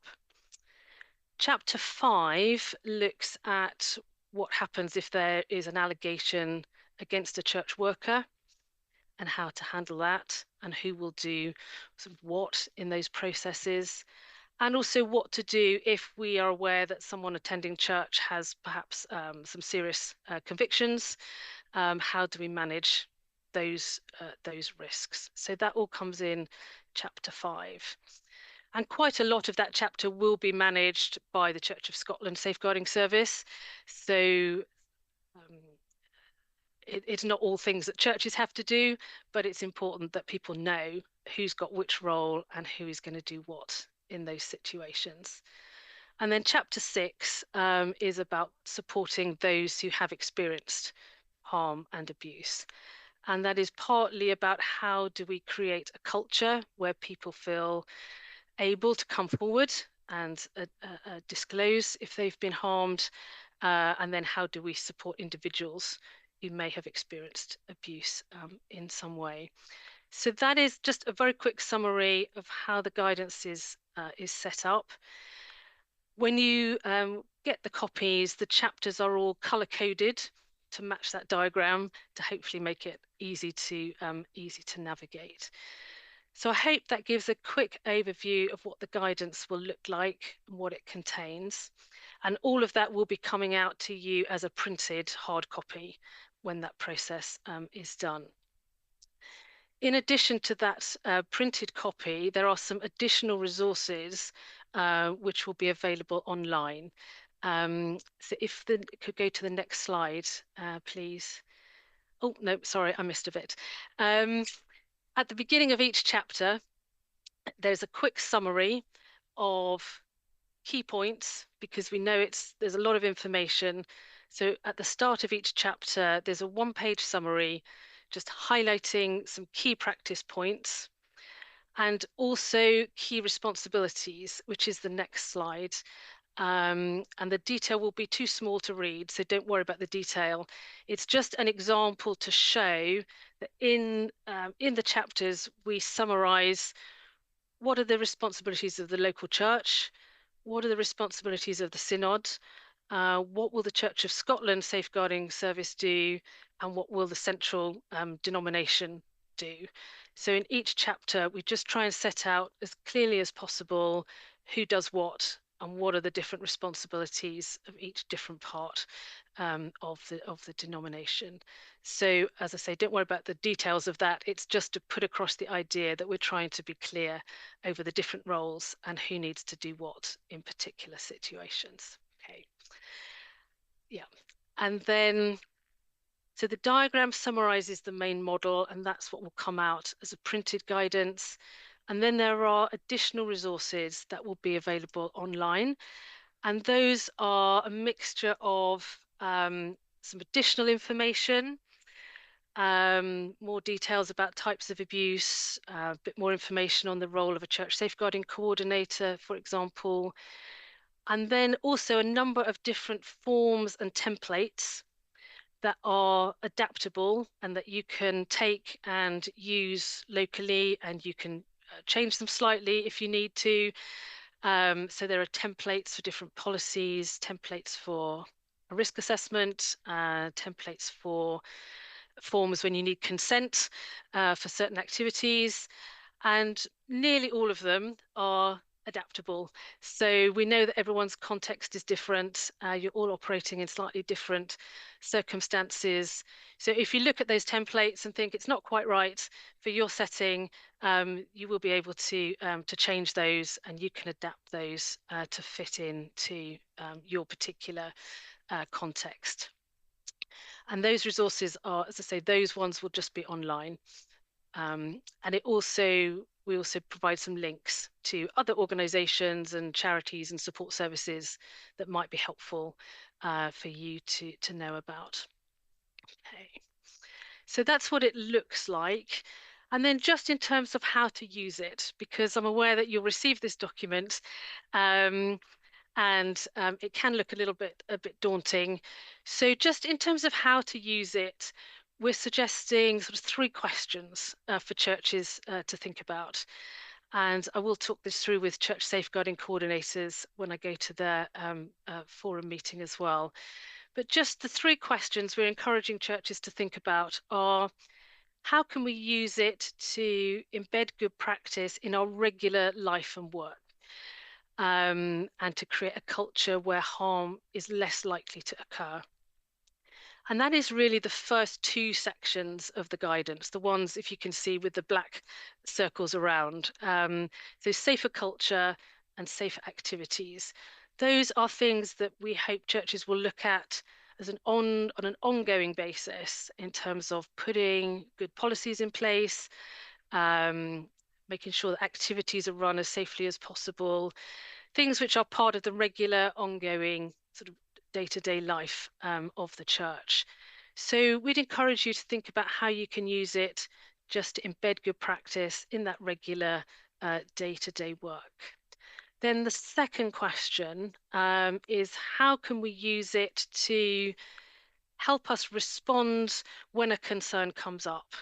So if a concern is raised, we need to balance fulfilling our responsibilities, and which sometimes will mean contacting other agencies, contacting statutory services.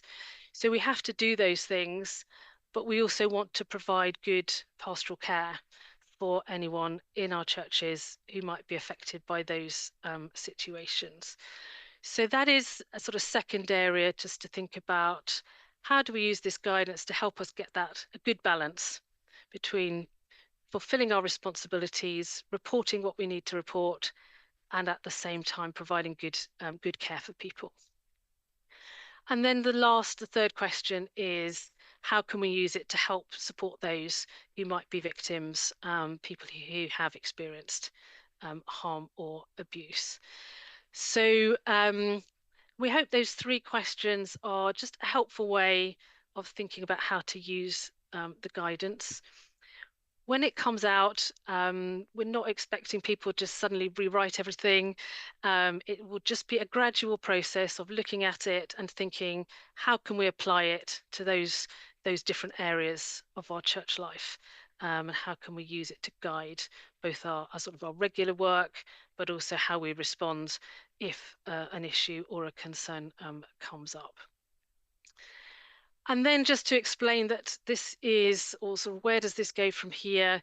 This is the first time we've had the specific Scotland version, and we want it to be a living document. So we will be sort of keeping an eye on amendments that we might need to make in the future, changes that will need to come. If there's new legislation, new government guidance, then obviously we have to update our safeguarding paperwork as well. But we are very open to feedback and suggestions. So if when the guidance comes out, there's something you think we've missed, or there's some other kind of resource that you think would be helpful in your context, please do let us know about that, either through the Synod or directly to me. My contact details will come up on the last slide.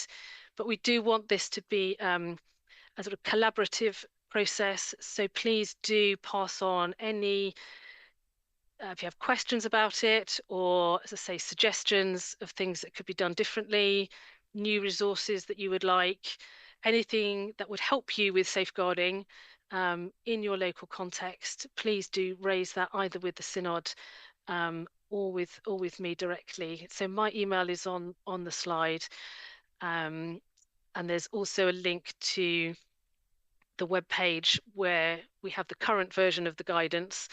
So you can see sort of what it looks like and what the resources look like. Once the Scotland version has been properly formatted and printed and designed, as I say, you will get hard copies.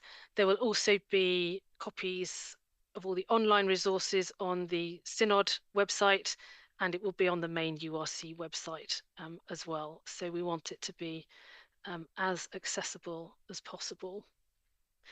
I've gone through it fairly quickly because I'm aware of the time and lunch coming up, but there is a bit of time for questions, so I'm happy to take any questions now, or if something comes to mind afterwards, please do email me on that address and I will get back to you as soon as I can. Okay, thank you.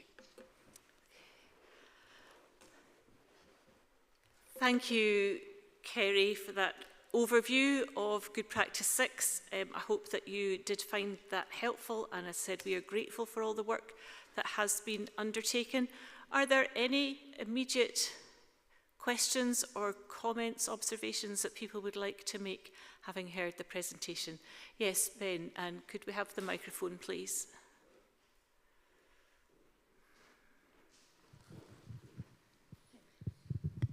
Hi, Ben Forsyth, Augustine United. I was just wanting to check what consideration has been given to the fact that the legislative position is very different in Scotland from the rest of the United Kingdom. Is that being taking note of that? Yeah, that is exactly why we've done this, so that this is guidance that is specifically relating to Scotland. Okay, thank you. Kerry, would you want to say any more about how we've approached that? No, just to say that we have gone through and changed sections where the legislation is different, changed terminology because some of the language is used as different. So we have gone through it and made everything as far as we can to reflect the specific legislative context in Scotland.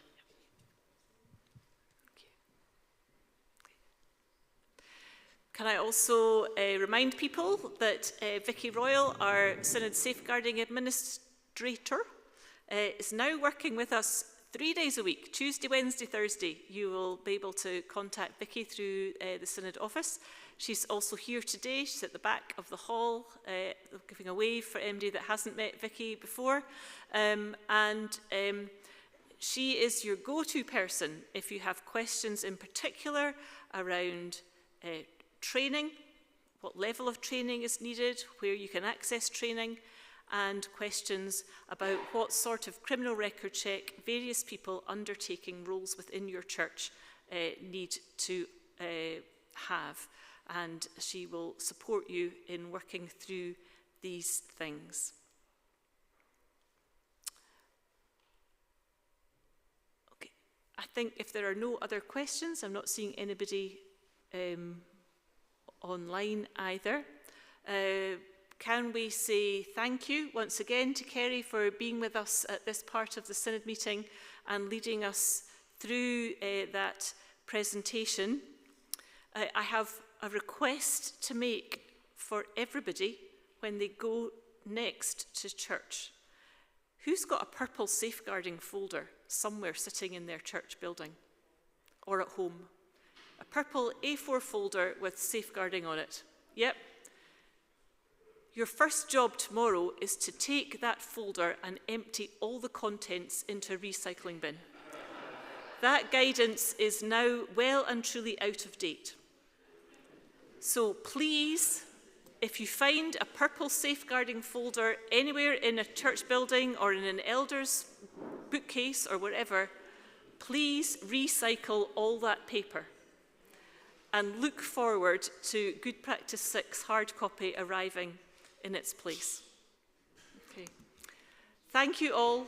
Thanks to Kerry. We will now break for lunch, and we will resume at 1:55. Okay, 1:55.